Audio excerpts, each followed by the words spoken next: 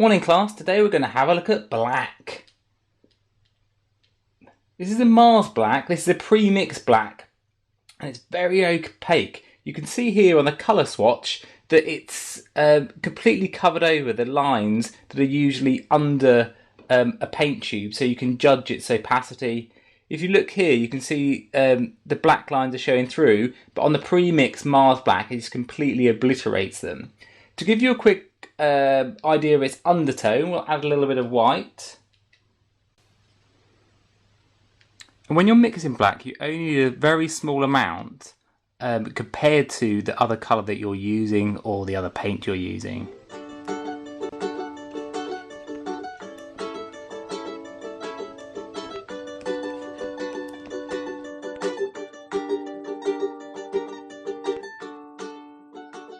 Okay, we can see that that's quite a nice neutral, grey on that.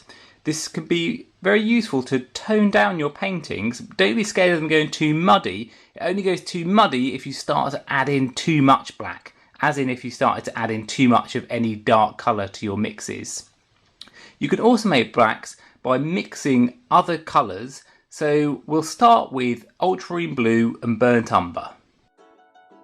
When you're mixing the black between these two, you always need more of the blue than you do of the burnt umber. So if we start with, say, I don't know, what's that, 2 to 1? Well, that's a bit more like 2 to 1.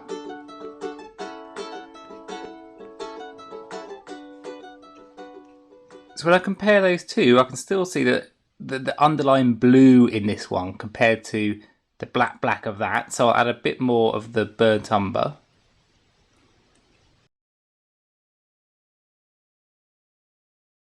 And that's about as black as we can go with these pre-mixed colours.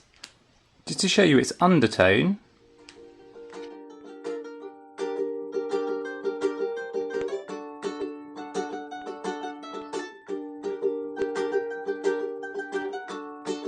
you can instantly see that that one's a lot bluer. Of course, what's nice about this is that you could use warm and cool colours, which are often very effective in your paintings. So if I add some more of the burnt umber into this, and then a bit of the white,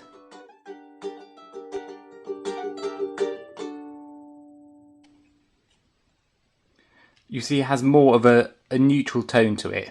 In fact, it's even warmer than that initial black. So you can, maybe add a bit more of that if you want, to try and get a tone that's very, very close to this one above.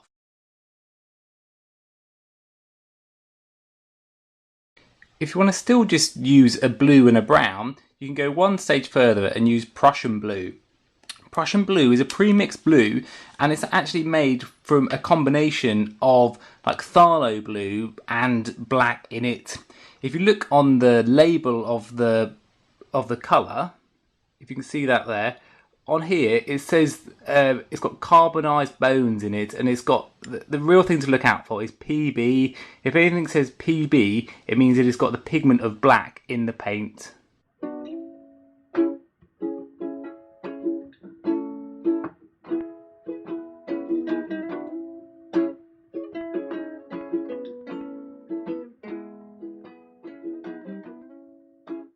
It's definitely closer in terms of its blackness in comparison to this one.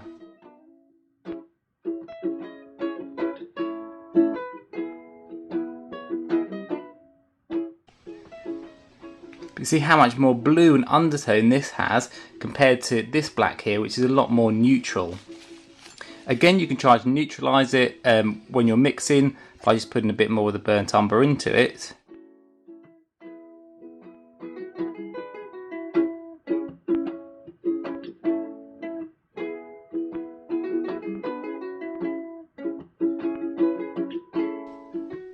You see how that is definitely closer to this colour here. It's a bit greenier though than this one.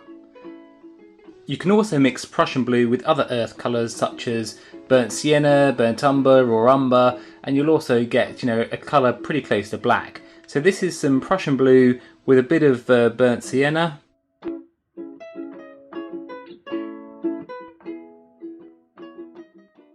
So the neutralising effect of having the blue and the orange, you know, because they're complementary colours, that's what helps to get you this dark colour.